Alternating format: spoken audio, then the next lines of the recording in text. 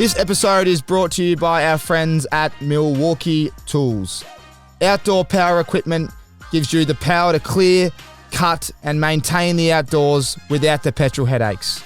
No pull starts, no engine maintenance, no mixing petrol and oil. Book a test drive now at MILWAUKEETools.com.au. Milwaukee, nothing but heavy duty. This episode is also brought to you by our friends at RIXX. RIXX is an Australian lifestyle brand founded with a mission to transform the eyewear industry by creating carefully crafted eyewear that inspires confidence. Everybody should be able to enjoy a touch of luxury and the confidence it brings. See the world differently today. Head online now at rixeyewear.com.au and check it out. Righto, let's get into the show. Oh, Merry Christmas, everyone. Howie, welcome to the podcast, great man. Thanks for having me, mate. Mate, we'll start with Christmas. It's a great time of the year. We love it when Santa rocks up and just gives us presents. You're a dad now, so you'd be going all out, wouldn't you? Yeah, look, the presents kind of start getting shifted towards the kid, little Xander. So, yeah, that probably comes at the sacrifice of the missus present. But, yeah, good time of year. Spend it with the friends and family, which I'm looking forward to. This will be out a few days before Christmas. Is there a little hint for the missus on what you want for Christmas? Well, if she's tuning in, is there anything that you want your family to get? There's a large wish list. Yeah, look, there's probably a few things I could drop on the way through just to push the buttons, but I'll see how we go. So, speak to me. What are you doing for Christmas? What does the Howes do around this time of year? Yeah, look, we've got a pretty tight family back home in Tassie, so we'll I'll get Xander and Carly to get on the plane and go down there for a week. Bit of a dicey point. Her whole family's WA, so we've been together for 10 years and I'm yet to spend Christmas over there. So added pressure's certainly coming through, but I think that might have to be a 2023, 24 gig. It's a long flight, mate, and I tell you what, the prices of the flights cost through the roof. Shitload, mate. Even just to get back to Tassie, it costs us like $1,800. Oh, so Tassie's up there as well. Generally, the Uber ride to the airport's more expensive than the flights. So they've jacked them up, trying to make the cash back as quick as possible. They're unbelievable. I saw something the other day how they're trying to just watch. I don't know what you call them. The people on that monitor the flights for the government are saying, just the watchdogs or whatever they're called, just saying take it easy on everyone. Yeah. It's been a nightmare, but. Yeah, I think the easy option, I was like, I'll probably have to pay double that if we're going to go to WA. Well, so whereabouts is she from in WA? So she went to school in, I think it was a place called Willetton. So she played basketball. I think she was on like a basketball scholarship, so she went there. Yeah. But her family's scattered out a little bit all over the joint. She had a relative in, her sister was living in Margaret River. Yeah. I think she's now up in Kalbarri. Family's kind of scattered all throughout Perth a little bit. Her dad's down towards like Bustleton way. So they're all over the shop. South a bit. Yeah. So it's like when we go back, it's nice to kind of catch up with everyone and do the rounds, but it's a bit more full on, a bit more spread out than what. How did you meet, if I may ask? Like, just because if you're from Tassie and she's from WA. So I moved over here in 2010. She moved over in 2008. She came over for more like a bit of basketball, but she's in the event space, so more opportunity here in Melbourne. It was either Victoria or Sydney. So she came over here, established herself, played a bit of basketball. Jack Grimes, who used to play at Melbourne, became best friends with his wife, now ex-wife. And then, that's kind of the relationship. And that's how I ended up kind of sneaking in a little bit there. And then got to know her in that space, and then started hanging out for a bit, and that was back in it's like nearly 10 and a half years ago. Yeah, we're going back now. There you go. That's great. When I was a young pup, I think I was only like 23. So there you go. Long time. Tassie and WA connecting in Melbourne. That's why Christmas and all the holiday fiesta is a bit of an issue. So it's a great topic because there's a lot of people listening that be going, I completely get you, mate. Like, because I'm single, but I can only imagine if you had the missus, you're arm wrestling on which family we're going to for dinner, lunch. I can't be going there today. I want to stay here. I think we've gone back to Tassie for 4. We've hosted 5 in Melbourne. So I think the obvious next choice would be WA. Would you prefer to host so you just stay? I think so. Yeah. And then you can give everyone the arse when you're done.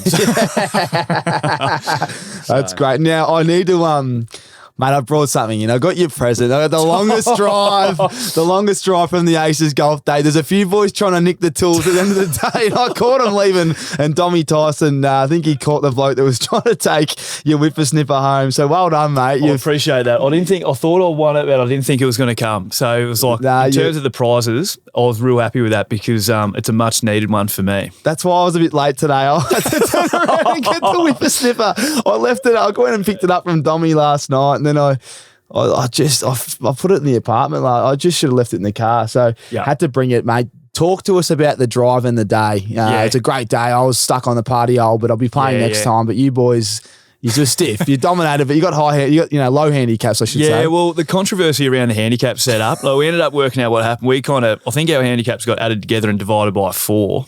And ultimately, it's meant to be divided by 8. So our handicap looked a bit botched towards the end. So we thought we were home and hosed. Everyone thought we sharked the comp. Obviously, you hosting the day was an incredible event. But the party hole for me, it got to me a little bit. I went there with high hopes, high confidence. It's like, hole in one. Fuck, what could you do with a new car? The tunes, the DJ got me going. I ended up smoking at 30 metres over the green. So it was like, the adrenaline was up. It was pumping. But hell of a day. Yeah, to get this, I think, who measured it out? Doma. He took the chocolates for me. He measured it out, and he's just like, yeah, we'll give it to you. It could have been touch and go, but I was like, I'll happily take it. Was there someone right near your ball? Like, we were like opposite sides of the fairway, and I was like, looking at hang it. on, it's a bit of controversy. So I got the pin register out and was like, got it, and I ended up having by a metre. Do we know who was there? Just to be funny if you can remember the name. Nah, I was going to take a photo just so that I had evidence. Yeah. But Dom actually had it on his Insta. He took the photo from side on. Either way you look at it, I was like, I'll happily take it. How far do you reckon you hit it? Because you hit a big It was ball. into the breeze, but so probably took a bit off it, so probably 305 or something. The big ball. It was, but yeah, there was, our group was pretty impressive on the day, but didn't manage to scoop into the top 5, I don't think. So yeah, I know. Well, that's what, so what happened was, like you said, the handicap, someone miscalculated. Yeah. And what's his group were just I come back to the clubhouse because I had to come back last watching all the groups come through, and there's a huge discussion going on. He's got the finger out, he's pointing the finger, you cheats, and he was filthy, and I'm going, what's going on, big fella? And he goes, these blokes, I got the wrong handicap. Because I think they had a 14 and an 18 in their group. I think we had 5, 2 6s and a 9, and our handicap was 2 more than theirs. Yeah. So they watched us come in on the last hole and they ripped us. Oh, so Angus Brayshaw hit a drive up the middle. It was the longest drive of the day by a mile. And what's he's like, clearly that's your 3rd. I'm like, no, mate, he's driving us typical, cheating. We birdied the last, walked off, thought we had it in the bag and didn't get top 5. So I remember going to the clubhouse and just making sure we sorted it all out. I think the guy accidentally, I think it was just a mistake with, at the start of the day, putting all the handicaps in. We left plenty out there. So there was rumours that what's his group saw you and thought you wanted to be in their group at one stage. A bit more fun going on. Like, is that true or false? Well, I drove the car there, so I wasn't contributing on the beverage consumption as much as those guys, but we had first point of view, just watching them all day, erupt flat out. Anyone would have thought they probably would have shot 18 under the way they were carrying on. They were going for it, weren't they? But they kept us going. They kept us up and about. It was hell of a day, and certainly enjoyed it. Yeah, it's good, mate. Thanks for coming. And yeah, well done again. Our friends at MILWAUKEE Tools, they've delivered here with the big whippersnipper. They'll be getting used this afternoon. You're going to get, send us a video of that. Getting to work. Hopefully this rain holds off. Yeah. Just on golf, like you're really good at it. When did you start playing golf? Yeah, I became I think I got my first set of clubs when I was like 14. The old man he loved golf. His dad loved golf. Like my nan, aunties, they all just played it. But back then, that's going back like 18 years ago. Like it was almost like my whole generation coming through. Like no one played it. Like it was almost like, why would you bother playing golf? It's boring. Old people play it, and it's just shit for everyone. So I was like. And it takes like 4.5 hours to play. And now as it's kind of slowly turning, it's almost like who doesn't play? Yeah. So like the boys at the club get into it, like even younger guys coming through, they all froth on golf. So yeah, I was kind of like, I probably got the jump on a lot of my mates because they all thought it was shit and I loved it. So, and then just continued on, moved over here. A couple of guys enjoyed playing as well. So just kind of kept it going. And I certainly don't play anywhere near as much as I'd like to, but more so than ever. I use it to get away as far away as footy as possible. Yeah, you can put the phone down, can't you, and just play for 4 hours. And well, funnily enough, it was like putting the phone down cost me in the end at your golf day. What happened? So, So I've put my phone, anytime I play, I chuck the phone straight in the bag. I don't go near it. So obviously the event started about 12:30, 1 o'clock. I've checked my phone at 5:15 and it's got 4 missed calls from the wife. I was like, oh, what's going on? She knows exactly where I am and what I'm doing. She's fallen down the stairs. Oh, no. With our young fella. Broken the fall, so protected him, but dislocated her shoulder on the way down. So it's popped out. And she's ringing me, trying to like, what do I do? And I've rang her back 4 hours later. You're on the party hole. And I was like, first thing I was like, pretty sure I've won a prize. Like, she's like, not concerned about that. I was like, I'm worried about I've dislocated my shoulder. Like, popped back in, thankfully. But yeah, got home. She toughed it out for the arvo, but yeah, got the club doc to come and check her out the next day, and had to get her a sling. And she charged on. She's pretty tough. That's great that she's all right. Jeez, that's mate, it was a nightmare. I was just thinking, imagine you've hit the hole in one and you've gone, I won the car. She's going, I don't care, my shoulder's gone. Seriously, it was like, I was just like, I felt for her, and then got back, and she ended up going to work the next day. I don't know how, but now she's like, rehab. She's got rehab exercises. Getting a taste of what it's like to be an athlete for once. So, mate, that is gold. It was pretty grim, that arvo. So what do you do next time you play golf? Do you chuck it in the pocket and put it on vibrate? Or just like to think something like that was a freak accident. So we're going straight back in the bag. Yeah, anyway. you got to. I know. It's just so hard to put the phone away these days. Like I went to the gym last night and put the phone away, come back 2 hours later, just couldn't wait to have a little look and see if there's anything, nothing going on, by the way. I think I think COVID kind of cooked it for everyone. It's like my screen time went through the roof. And then it's like becomes a habit. Like sometimes I even touch the screen on my phone and I haven't even got a notification just to check that there might you're flicking through. It's like you go through all the apps, you're like, get off this. What am I doing? Fuck, I just checked it 4 minutes ago and then I'm back here on it again. So it's a bit of a nightmare, but that's what I was like with golf. That My Score. It just promotes blokes. They chuck their scoring on the phone, and then all of a sudden it's like, while I'm here, may as well have a flicker. That's why because it gives you distance. Yeah, I don't use one of those guns. Yeah, so I just use the distance and drains your battery, but but then it's you're on your phone again. So if you're getting calls or notifications, you feel like you got to attend them or emails. Off that. Still use the old paper scorecard. Yeah, that's good. Traditional. What is your handicap before we move on from golf? It's 5 at the moment. That's low. Yeah, it got down to, I think it was about 1.8 at one stage, and I think I just got sieved. I had one good round and they really cut it back. Yeah. Certainly don't play to that consistently, but try to get out there as often as I can, but off-season's kind of a bit more of an off-season specialist. Who's your crew? Like, who do you play with most of the time? Well, still Sidebottom's hits a really good ball. I think he's off about. Rusty's talked himself down. I've asked him a couple of times. But the only thing is, golf trip is like, you take him out on a course and it's like just having like a proper, at like his local course, doesn't shoot that well. Get him on day 3 of a golf trip and he shoots the lights out. So we went up, we only just came back from Sunny Coast a couple of weeks ago, went up there, he's playing off 12 and he shot 41 points on day 1. Day 2, a little bit dusty, has a few beers and then just comes home like a steam train, 39 day 2. It's like lights out. You can't get him in here. He's a guy. He's good at everything. I've had 33, 34. I was like, I'll take that. And I'm 12 behind or something. I was like, I can't compete. That is so good. Who's in the crew there? There's a big trip. Tay Adams came as well. So, you obviously know him as well. And it's like anyone that thinks Tay and golf just wouldn't mix, wouldn't align. And at times that's certainly true. But he loves it. Like he maintains, like wants to get out there as often as he can. And he's more angry on a footy field than he is on a golf course. Okay. So I think he plays off about 18. I was going to say, if anyone's snapping clubs, it's Tay. The big fella gets angry. It'd be someone else. Or he's snapping someone else's head. There's Nathan Murphy likes to get out in the course. Big Darcy Cameron, for a big fella, hits a really good ball. He'd smoke a ball. Anyone that's tall, I feel like they just smoke a ball. So he's probably the keenest out of everyone. Big Darcy Cameron. I think Timmy English, he smashes a ball. Does he? Yeah. I've seen Hayden Crosey's Instagram stories of him in the range, but he generally smokes one. Yeah. I've always wanted to, and I've put it out there before, but I've never done it publicly, but I want to do an amateurs comp with the AFL boys, and it's hard to organise. Yeah.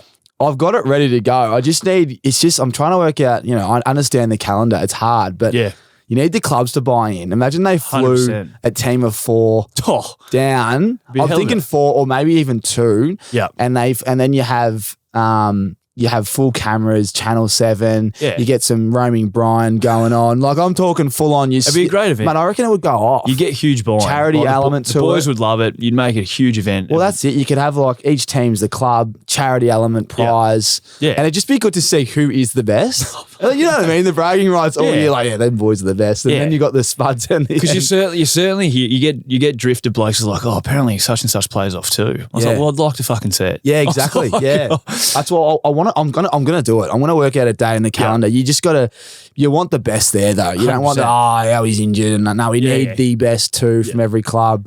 Well, almost like your late November is probably a great time anyway, because everyone who's been on holidays is back. Everyone's kind of probably played bulk golf in the off season as well. You'd be sharpened up, they'll be ready to go, and then hit your straps from there. Who's top two at the Pies? So it'd be me, and then it'd be like, yes, probably Sidey with handicap, but Darcy Cameron plays off, I think, about 13 or 12 as well. Yeah. So there you go. Yeah. What about other sport, mate? Obviously, those American Aces, we're big on the American sport. Are you into NFL and NBA? Yeah, so I follow it a fair bit. Probably the biggest thing that got me into NFL was doing fantasy one year. Like, I'd never really followed it too heavily, but then it was almost had FOMO. I was like, I just need to get in, get me in a comp, get me in something.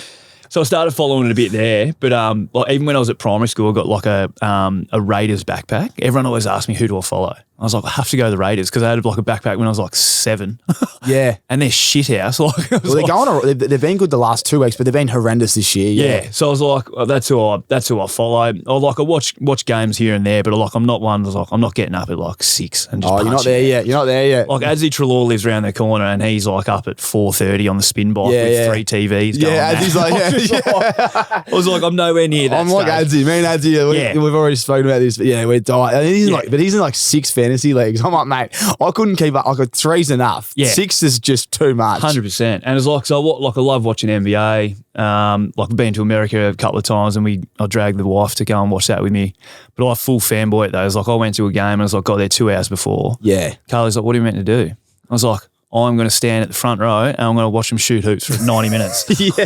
And she's just sitting there on the phone just like, fuck, how good is this? So yeah, it's like still like follow plenty of sports.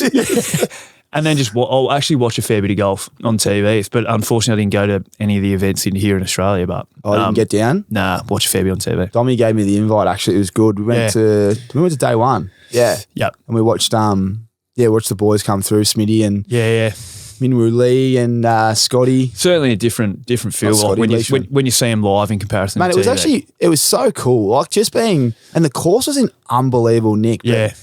We were standing at the 16th and we're perched up at the 18th, but we went to the 16th to watch the groups come through, and just being next to someone putting, like it was the most, like the guys, he hit it just past the green. It's uphill. Yeah. It's a tough putt or you wouldn't chip it. Yeah.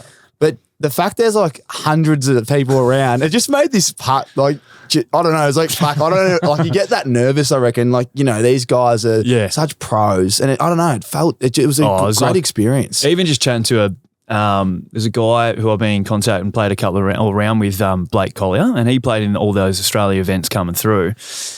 And yeah, even just chatting to guys like that, like the mental side of the game and how tough it is. Like it's just, and like I would say, arguably, like golf's probably like the hardest sport to ever be great at, like by a mile. That and probably baseball, maybe, like if you're a batter.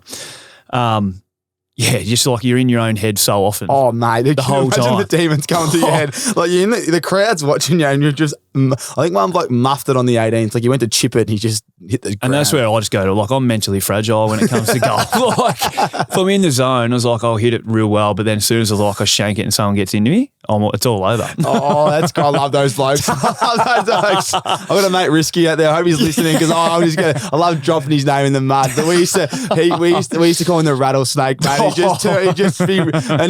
better than all of us, but we just get in his head and like we'd be in the car like, mate, you just mentally broke down again. That's Adam Oxley's if Ox is out there too. He plays off about 4, but then he can easily look like he's a 25 handicapper. Oh, so it's such a mental game. You know, when you're in the trees and you're going, I could fucking smash this one through, and then I can approach, or if I just hit it out, that's the play, and you go for the trees, hits the tree trunk. I don't have the mental capacity to go around. It's like, it's aggressive or nothing. And then at the end of the day, you have a beer and you're going, shouldn't have been aggressive. Oh, there'd be about 20 shots that I was like, I could have easily put in that basket for sure. Brilliant, mate. It's brilliant. Now, I only want to talk footy a little bit. Yeah, There's only sweet. one thing I want to talk about because this is genuine fanboy stuff. Yeah. The hanger, mate. The way, how do you take a hanger? Like, I honestly reckon we should start a business. Like, we'll do it together. I'll just sit there and help you out on the side. You just tell everyone step by step how you take a hanger. You've taken more hangers than I reckon. When I ain't growing, what am I now? I'm 29. Growing up, Gary Moorcroft. Yep. Like, you see the big ones, but you taking a consistent hanger. Not every year, four every year. Like, what is it? Where have you learned how to, let's go back to juniors. Have you always had this marking ability? Yeah, not so much. I think it probably started when I was about 16, and everyone always draws correlation between high jump maybe and that, but and you would have been exposed to it. Everyone does jump tests and all these readings and that throughout the club consistently every year, and I'm not sitting at the top. I'm clearly I might be about 10th or something at the joint, but it's always, I don't know. Managers I think I just put it down to footwork and timing. It's every young kid coming through, and even players through in the AFL system, you're always taught to mark the ball at its highest point. And then it's a matter of just getting there at the right time, doing a bit of work beforehand and taking it. So I don't think, it's clearly one of my strengths as a player, and it's something I've been, I don't work on it any more than probably the average person does. But I think mine just stick a little bit more regularly, but they're probably the easiest one: footwork, timing, and then obviously sticking them. Sticking it's probably the easiest part. Just being able to set it up early and be able to get there.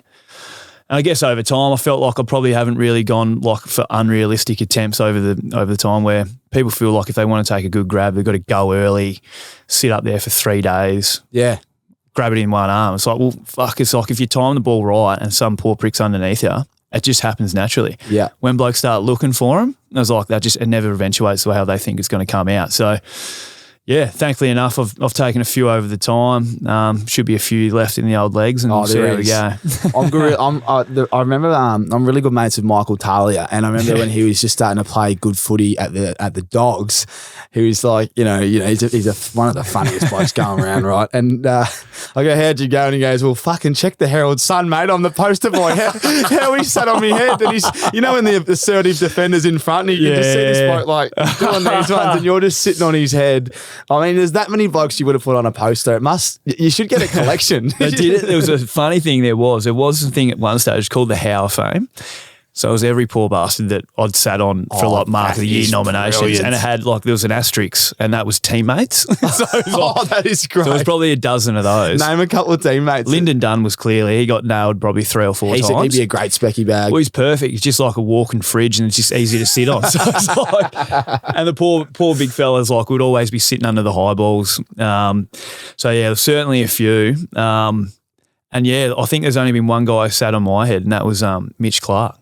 Back in the day, from real early days, yeah. But he was a teammate when he came to the D's. Oh yeah, that's right. Played Port Adelaide, kneed me flush in the back of the head, split me all the way open. Oh, that's the thing, that knee. So I got a taste of it. Yeah, and I don't sit under any high balls anymore. Sure. You just play loose and wait for the bunny. 100%. So it's yeah, thankfully it works in my favour. I've never been a big fan of the assertive defence. I'll be honest. I know there's a team defence element, but when you're that bunny at the front, you go, geez, I've got to go here. 100%. And it's just going to get the knee straight on the head. Sit in front. I was I'm not a huge fan of that. I'd rather play second tier. It's some other one can sit in front. Yeah. My guy can go up, and then I'll sit behind him. and generally, serious question, but do you play loose a fair bit and in the game? We know it's you got team defence, so you'll just leave your man, your man's up the line, and then they're assertive, or they're kind of guarding 2, and then you sit on their head. How do you find yourself sitting on so many blokes' heads? Yeah, I guess it's probably the last 18 months I've had to try evolve a little bit, given that I've had to play a bit taller, so I've had to play a pretty closer check to my opponents in the last probably 12, 18 months. But prior to that, it was when I play almost like a third tall. You're always kind of assessing as the ball's up the field, what's going on, where's it more than likely going to go. So my mentality out in the field, I'm positioning for probably the 95% play where the ball should go. Yeah. And a lot of guys is which is understandably, if they're not as confident or aggressive in their positioning, they set up for the 5% play that's getting kicked through the middle and the guy's going to get it on the open side. That's unrealistic probably a lot of the time. So I'm setting up where the ball should go. And if it doesn't go there, I'm probably barking at a midfielder for not standing in the middle of the ground and blocking it. But So, yeah, once that kind of happens, as forwards, they trying to pull you out of position. As a defender, you're trying to almost ask the question, how far is too far? And then sometimes you can get caught out. But coaches these days back your ability to read the play. I think that's where coaching's kind of evolved. It used to be like, no, you put your guy away, that's your job as a defender. Now, more than likely, yes, you still got to do your job, but intercepting defenders are pretty handy in teams, and I feel like a lot of teams in the AFL probably have 3 capable interceptors in the back line now. So, it's such a great form of offense as well. Definitely, because it's the easiest way to bounce. Look, a lot of team Ds are pretty set these days, and if you can intercept the ball with a mark especially, as soon as you get a kick out, it's like it opens the whole field up. Everyone's, as we used to say, like go quick off turnover, go inside, because everyone's just all over the joint. Yeah. It's just been scattered in there. And I think that's where like our game probably evolved with fly as well. We were a little bit more patient with the ball, but that probably allowed teams to be able to flood back and fill the defence. Whereas now we're a bit more chaotic, get the ball forward, and you're kind of getting through less players because you're moving the ball quicker. We had Crispy on not long ago, mate. But just I was an Essendon fan growing up, and obviously played the game. So coming out, you got these weird emotions. You go for the teams you played with, and you're kind of watching all your mates. But what the Pies did, it was just so entertaining. Like the way you played, like hard, physical, exciting, quick. Yeah. You got some blokes up forward that get everyone going in the crowd. Like it must have been so cool to, even for you, you'd be probably setting that up and going, fuck, how good was that? Even like just on that last bit, there was like when I was thinking like the game against Geelong, the first final that we ended up obviously losing by a goal. I will run it, like I was running back, even if like we kick a goal, I'm looking at Dusty and I'm like, oh, fuck me, how good was that? It was like unbelievable plays or like unbelievable moments consistently throughout the whole game. Yeah. Like Jezza Cameron gets a kick from 40 metres on the boundary line, slots it, turns it to the crowd, and it's like run back Dust. Like, fuck. You just got to take it. You just almost like you kept in this like upbeat moment because you're just like, it's quality footy. And if you're going to get done, you're going to get done in moments like that. You take it. And it's like, unfortunately, we didn't get done. We didn't get the result, but it was still a hell of a game. And we felt like we came out as a better team post that game anyway. So going into Freo, we're confident. But season as a whole, like I even spoke to Fly not that long ago. I was like, coming in as a first year coach, I was like, I don't know, like your expectations, you kind of want to establish like your fundamentals, get your game plan intact and see what happens. And in terms of like expectations, you don't really want to set them because you just kind of want to get a feel and see where we go. But we just got on this emotional, high energy train that just didn't stop. Like he fed it from the start. I think, it was clearly the way that we played was a hell of a lot different. The guys up forward, we moved the ball so quick and chaotic. We didn't really have like a couple of big key forwards that like consistently down there.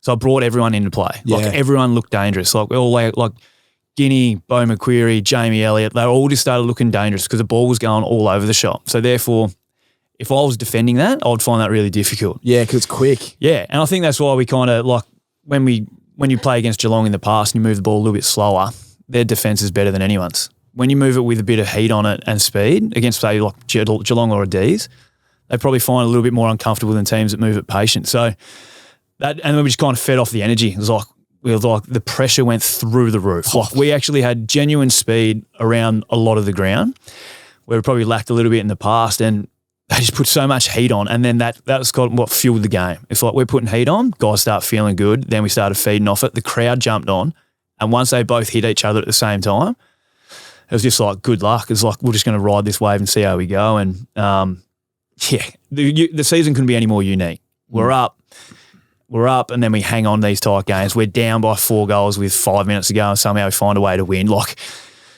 yeah, I don't know. It's hard to explain, but it's just like, and it became in Oppo team's psyche. It's like, fuck, you guys are never out of it. You're never out of it. Like, it was one of those, I saw Paps was on here, and the first time we played them, they were like 22 points up. And then we kicked like 2 in a row in the last quarter, and he goes, fuck. He goes, you couldn't, could you? I was like, I don't know. I was like, but we're always a chance. But then in that final, that was probably the final and the Carlton game probably earlier in the year. They're probably the two I was like, I feel like the game's getting away from us a little bit. But then like when that's the final against Sydney, the prelim, I was like, fuck, we're like 9 points down. And then I was like, Sidey kicks his floater over, and then all of a sudden it's 2 points. I was like, fuck, we're gonna get it done here. Oh, well, you pretty much like the ball was on the goal line, wasn't it? Like you know what I mean? Like I think someone had a fresh air. Like it was. Yeah. But that's the thing. That was that was out of, and you should never, kids out there, and you're never done, ever give up. But as an experienced kind of AFL viewer, I've watched a lot of games now. Yeah. I'm like, there's just, you're playing Sydney, they're a small ground. Yeah. Yeah, the Reed's a bit banged up, they're going to flood or whatever, but they're going to back a contest. There's no way they're going to come back. Yeah. All of a sudden, bang, bang. You're like, hang on a second. Like, now there's actually, this is a possibility. And then you're like, oh my God, the ball's inside 50, there's 20 seconds to go. Like, oh, it's just unbelievable. Miraculously, like Callum Mills makes play of the year. Like he comes flying through, like he's about 4th or 5th man in, spoils checkers, spoils it forward on a forward 45. So he comes back towards their goal. If that had any slight angle back towards our goal, Darcy Moore's 30 metres out directly in front of the goal with not one person on him. Oh. So if the ball gets spilled over the back, we win.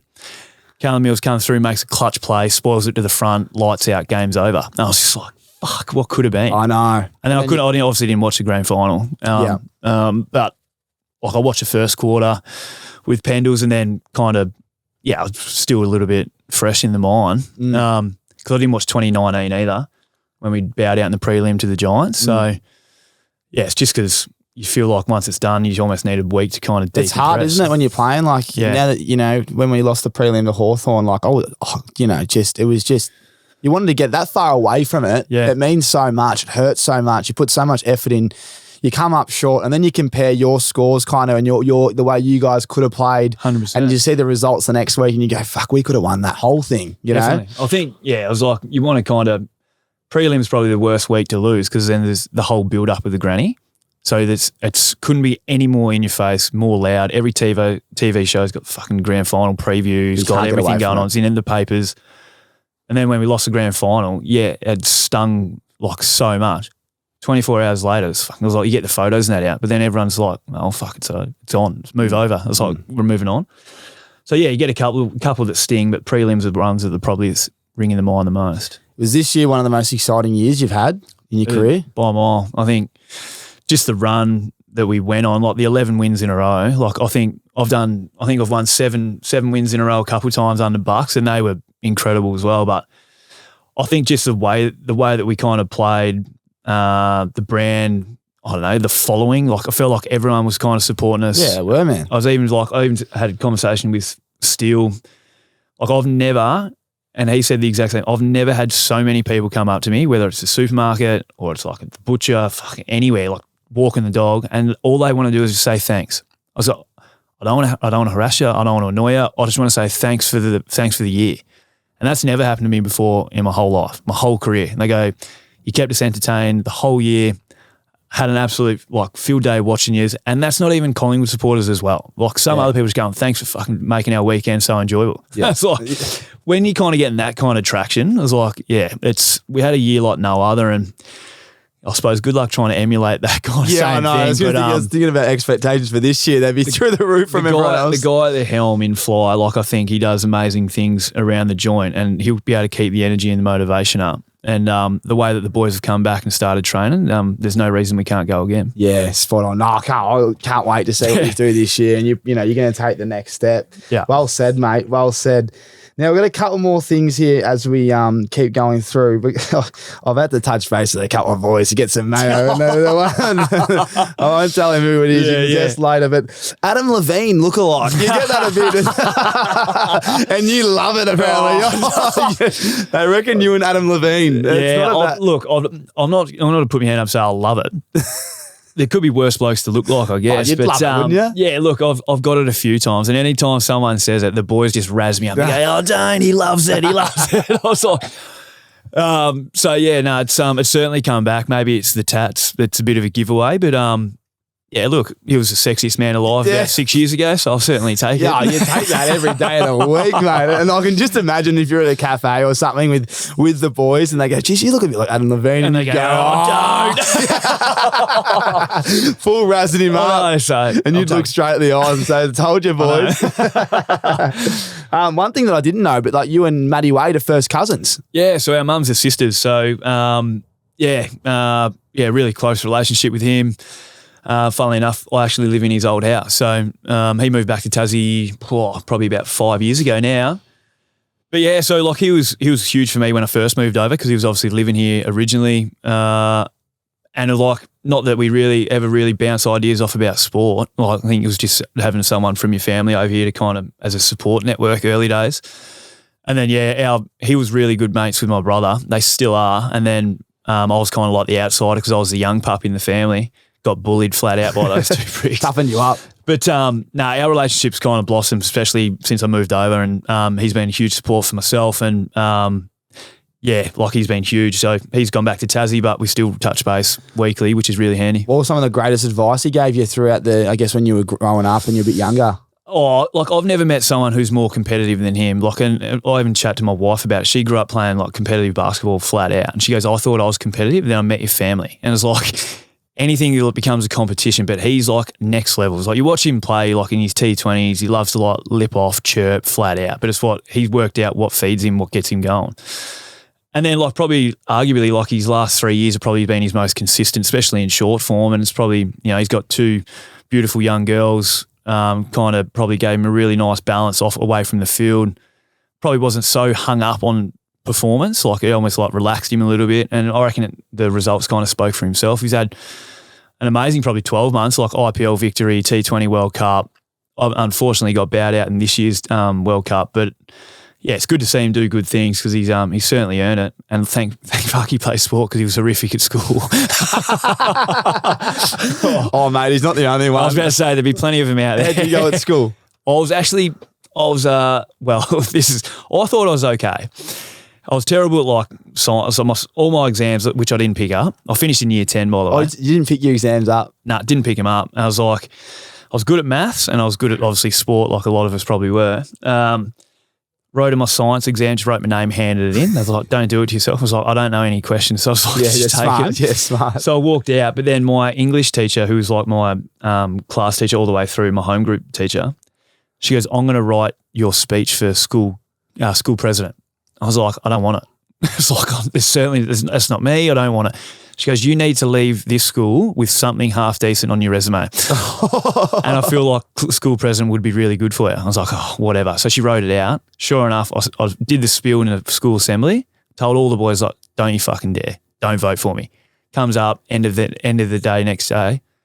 Jeremy Howe and Prue Webster are our school captains. I was like, fuck.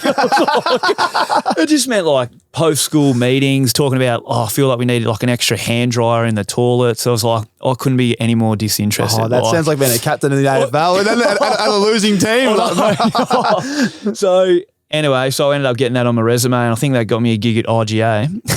You take that. Stacking shelves, and then I soon moved straight into an apprenticeship being a Sparky. So that's fucking gold. The old school captains. Big shout out to the school captains, but not for me. As soon as you told your mates don't vote for me, they're voting for you. It's a red flag. It's like, and they spread it like wildfire. It was like I think it was a unanimous vote, to be honest. So Wadey, just not the sharpest tool in the shed, the sharpest MILWAUKEE tool. Nah, when he went to school, he was horrific, and then most of the time he just didn't turn up. So yeah, luckily he's good at sport. Oh, he's very good at sport. Let me get two questions here. Yep. How do you go at cricket and how does he go at footy?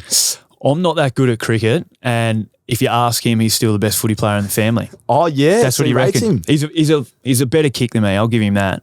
Okay, but because he played under 18s, played VFL for Tassie, and he arguably he would have got drafted, but they told him through cricket avenues, they're like, you're either going to go to the path for cricket, or you're going to choose footy. So I was like, well, thankfully he picked cricket because he probably got paid 8 times the amount. Yeah. Oh yeah, don't they ever? But like he still loves footy, still watches it flat out. And like anytime you see like the Aussies warming up and having a fuck about, he's always got the footy out. Yeah, because they always have the footy out, don't they? So he's always kicking the ball. So the passion for footy's still there. But he wouldn't run out of sight in a dark night. He blows the house down like he's so unfit. That's great. Big Wade, he's going to be listening. He's going to be hating this. He's the quickest between wickets. I think him and Dave Warner are the quickest between wickets. But like if he makes a big score, there'd be a lot of boundaries in it. Do you ever talk to him about just keeping, like just how, how taxing it is on the body and how much chirp that he gives and it can hear? Like, does he give you some, PG stories for this one? Well, he certainly lips up because he can understand how to get in people's heads and he's in the prime spot. And he's like, the only thing is like stunt mic was a really good thing, until they put him behind the stumps, and he just doesn't shut up. I was like, we'll be texting back like family. I'll be texting Auntie Karen. It's like, "Do you hear that?" She's like, "Oh, I can't watch it anymore." Because he's like dropping F-bombs and ripping people flat out. But I guess on the keeping element is, especially with like more so with like spinners and stuff like that. Like he's kept to like A-grade spinners in like say like Warney, for instance, like at times.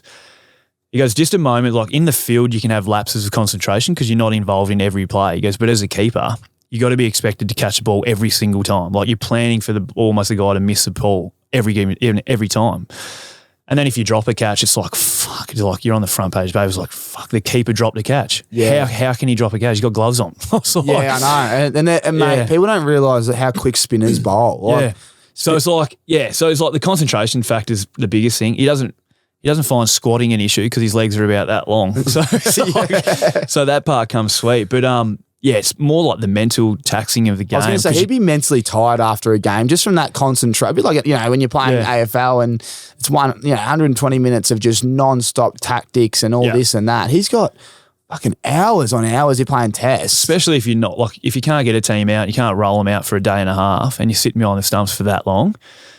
And thankfully, he's not an opener in the test team because if you did that and then rolled straight into batting, like Gilly, like you'd be fried. Like that. And you'd be fried. But I suppose you got to be a bit more mentally strong, but I'm a mental midget, so I'd be no good at that. Mental midget. Fuck, we love them. Hey, Risky, if you're still listening, on the golf course, son. I love those mental midgets. How good are they? Because when you they got you covered, but you just go, you're not going to use that club, are you? Oh, mate, sure. And they put the club away and you go, oh, I got him. Oh, it's gold. Fuck, that is great. Now, a few more points, but you're building some investment properties in Tassie as well. There's the mail. So what's like a bit of a, you're into that property game? Yeah, well, I think like even funnily enough, Wadey's doing a little bit as well. We're kind of going to go into it together. And then he, one of his best mates is a builder down there. So he ventured in and started one up of his own. But yeah, I was like, the property market down in Tassie's been like booming for probably the last, probably everything's like post-COVID. But certainly I feel like, I just felt like there was a bit of money to be made down there. So building a couple of houses down there that'll be freshly on the market in 2023. It's been a bit of a process. Like there's a lot of things that go into it that you probably don't think about, especially because I've never had to build my own house before. Well, we got Dion Presti was on last week. He said heritage videos don't do heritage. It took him 2 years for permits or whatever. Well, unless you're Darren Jolly and you just knock it down anyway, because that's what he did apparently. Like it's been good. But thankfully, I've had a mate down there who's a builder, and he's just took all the load. Like he deals with all like the council, takes all the phone calls. You gotta love those blokes, don't you? Picked all my tiles, picked all my like fittings, which was great. I kind of gave him a scheme, and then he just filled in the rest, which was great. Hammer Time Homes, by the way, there's a bit of a big shout out to Hammer Time. Hammer Time Homes, what a name! I know. So it's and like the thing about Tassie, like all my mates are working there.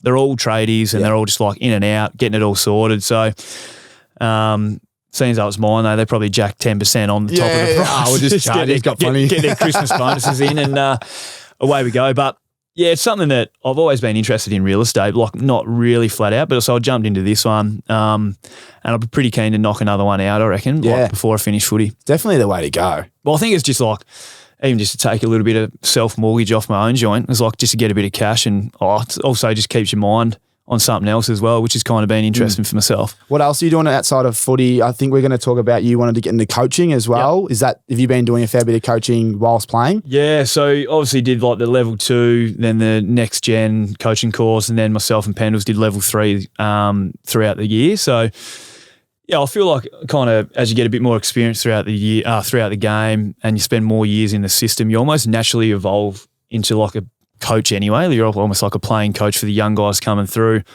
When I got injured in 2020, it was my first long-term injury. I've spent a lot of time on the sidelines, got my surgery sorted, but then I was like, I wasn't really any chance of coming back for a long time. So I sat in with like Matty Boyd, like Justin Longmuir before he went. He was huge for me, allowed me to take a lot of meetings even when I was playing.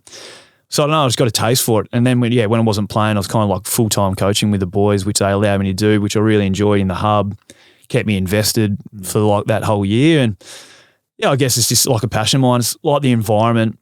I understand it's like when you're a coach, it's a little bit different, but like being around a lot of people at the same time, especially like fucking about doing something that I really enjoy. I also just felt like it was kind of a no-brainer for me. Like I wouldn't be able to sit. I literally wouldn't be able to sit in like a desk. Like I couldn't do it. I was like, my mind would be ticking over flat out. It was like, if I'm thinking too much, I'm my worst enemy. Like Yeah. So that's kind of like, that's where I'm at the moment. I feel like that's probably like the obvious choice for me. Depends how much longer I can play for. We'll probably decide ultimately what I want to do, but I think that's what I'll probably steer towards. Well, mate, the way you're jumping around, you got another 5 in you, especially the way the boys are playing. As long as they're moving the ball quick past you, so you just got to get them in their hands. And you can get the ball and get it out. Yeah, it's like as long as it doesn't come back with the same pace, I'm sweet with that. Exactly right. Chasing one of your ex-team. I don't know if he was there, but Bobby Hill. I was chasing him around yesterday. Bobby, people don't understand, and you can touch on this, right? You've seen him for a week. I mean, you're about to. I don't mean to cut you off, but I played on Bobby when I was at the Giants off a calf tendon, and I'm going, fucking slow down, would you? I'm going, mate, I've got to get goal side, you know?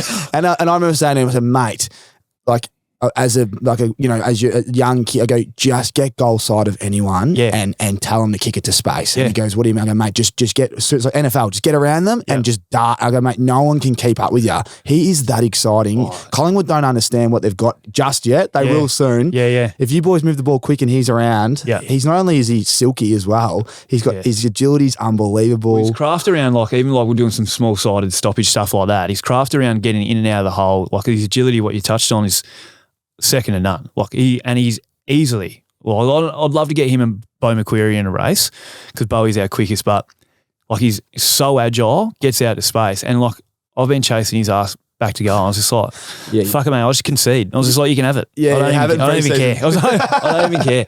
I was like, so, but yeah, he'll be a great, for us, I think the way that we play should certainly suit him. Oh, I can't wait to see what he does. Yeah, huge loss from the Giants, but the way you boys playing on the G and the crowd will feed Bobby. Absolutely, he's very quiet, Bobby, but he loves it. He loves the crowd. As soon as he kicks a goal, you'll see him. He loves them ones, mate. Yeah, the jumper pool early days for a new team was I'm not too sure on this. Yeah, mate, you definitely don't love him that much. He's doing these ones for the Giants. He left the next week. I'm only joking, Bobby. No, he's gonna have a big year, Bob. He's gonna have a big year. I'm looking forward to it. Well, mate, there's plenty there. We've obviously, as I said to you, you coming back on. We all love getting people back on, but you don't come empty-handed. We start with one of our Ricks in retirement. Got to get you some fresh sunnies, mate. It's Christmas time. Merry Ricksmas. We like to say Merry Ricksmas, ladies and gentlemen. Chuck them fresh on, mate. We have a segment here, Ricks in retirement. Obviously, you're a Tassie boy. But once you do retire, maybe, mate, sharp. I'm Adam Levine in the house. I might get the old Adam Levine spotted on the website. They're the Tribeca Black as well, for anyone out there. The gloss black Tribeca green polarized sunnies. And obviously, we always have the special discount code or special offer, I should say. If you do use the discount code ACES, I've just said offer and then discount code twice. ACES at checkout, you get 20% off and free express shipping. So Merry Ricksmas. Now, mate, Ricks in retirement, once you do finish up, probably from coaching now that you just said that's your post career move, and you got the family and you're done, where would Jeremy Howe take his Ricks Eyewear and retire? I'll be taking these unbelievable shades. I feel like as growing up in Tassie, I grew up on a bit of property. Also love being near the water as well. So I feel like somewhere that's sunny, potentially like Queensland, but I feel like I want a bit of land, but also access to a beach. So something like that'd be amazing. Financially, I'm not sure if I could acquire something like that, but that'd be perfect for me. Somewhere relatively quiet on a bit of space. Yeah. But also access to the beach, which is not too far. That's my setup. It's a common theme. You need the beach, don't you? You do. I do. It was that's why living Bayside area in Victoria, it was I used to live in Elwood. Then once Scotty Pendlebury moved there, I was I knew I need to get out because it's too expensive. So moved down a little bit further. But yeah, even the beaches are okay here, but just knowing that you're near the water is enough for me. Yeah. Spot on, mate. Spot on. Well said. Now, our friends at MILWAUKEE Tools, I mean, look at that whippersnipper. Like you said, you're going to get on it later on and give it a fair nudge. But, mate, I haven't got the full pack here, but you got plenty coming your way. We've got the Lifestyle Power Pack coming your way. It's it's perfect for the outdoors over Chrissy and New Year's break. You'll get the pruning saw kit and a contractor bag. You get the LED lantern and floodlight, the compact blower. You get the batteries and chargers, and I think that's what we've got to get you them for them as well. But again, nothing but heavy duty from our friends there at Milwaukee Tools. I always got 2 segments here I float. You know, I go, I'll do who's the biggest tool that you play with, and I go, that's a bit aggressive, but I reckon we might be able to name a few. Yeah. And then the handiest moment of your life and career. So it's depending on if it's at home or if it's at the footy club. Yeah. So, you know, if we start with, you can pick either or you can pick both, but on behalf of Milwaukee Tools, what's the handiest thing maybe you've done in your life so far? Oh, I don't know. The handiest thing. Honestly, like, well, I used to be, I don't know, actually. I used to be a tradie. So, like, I actually used to be an electrician. So, like, comfortably wire up brand new homes flat out. So, I was like, yeah, that's handy. Very rarely, I don't think there's too many people that would be doing that. I think Bailey Fritz has got his own electrical company. He does, but, but when boys got wind of it, it was like, hey, any chance, come over. I was like, I got this, can you wire this in? I was like, I want to add a power point, I need this doing. I was like, yeah, that's fine, mate. You can give me some fucking cash for it. So it was like, but yeah, that's probably the handiest thing for me. I was like, even like a lot of my close mates are the complete opposite. Like they wouldn't be able to hang a picture frame in the house. Like, mate, so you're looking at one right here. Oh, mate, I am just. So I think I'm half capable when it comes to that kind of stuff. But yeah, any form of like office work / computer, anything like that, don't get me near it. So IT, no, but but you're tradie. Yeah, tradie is like Milwaukee. So when I was an apprentice, I had Milwaukee kit, Milwaukee drill, full setup. But that was when they used to be like the drill. Used to be almost like you'd literally feel like you've done a full shoulder workout. They were that big, and now you look at them now, they're nice, compact, light, and they're laughing. Light, batteries, everything. So driven to outperform. That's great. There you go. So you're Sparky growing up. That's awesome. Yeah. So like I touched on before, I finished school in year 10 when I was 16, and I went straight into an apprenticeship like 10 days later. So straight into it in November, and then did 4 years. I got drafted at 20, so I was later, and then I literally was 2 weeks short of finishing it. So I didn't ever finish it. Oh, that's such a stitch up. I know, because what happens is, like, long story short, so with a Sparky, you do 1 day a week of trade school from like in your first 3 years, and then in your last year you just work. There's no going to TAFE.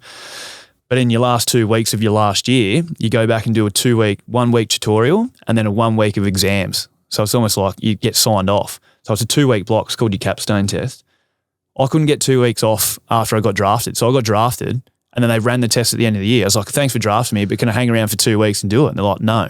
Oh. So I was like, well, all right. So I was like, fuck, I'm going to have to try, see what I can work out, rejig it throughout the year. And at that stage, I only run it once a year. So I was like, it just didn't work out for me. So I was like, I need to convert it to Victorian, see if I can do it here. Rang them all up and I was like, nah, our standards are a little bit different. You're going to have to go to night school. You're going to sit extra modules. And I was like, fuck this. It's all too hard. So I was like, yeah, too hard basket. And that was literally, 13 years ago now. So technically you're not qualified. I'm not qualified. But if anyone out there wants a job.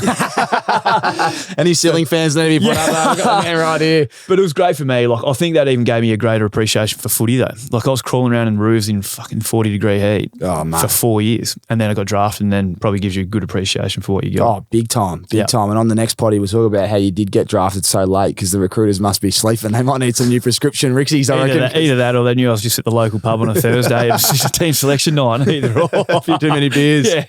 Oh, that's great, mate. Thanks so much for your time. As I said, you come back whenever you want. But appreciate it. All the best for the year in the pre-season. Merry Christmas as well. Obviously, hopefully the Dale's listening and looks after you. But have a great Chrissy, mate, and really appreciate you jumping on. Thanks for having me on, mate. Keep doing good things. Easy, bro. Cheers. Thanks for listening to another episode of Tommy Talks, where you literally can't thank you enough for all your support. Speaking of support, our great mates, Milwaukee Tools. Without yous, we wouldn't be here. Milwaukee Outdoor Power Equipment gives you the power to clear, cut, and maintain the outdoors without the petrol headaches. No pull starts, no engine maintenance, no mixing petrol and oil. Book a test drive now at milwaukeetools.com.au. Milwaukee, nothing but heavy duty. All right, catch you on the next one.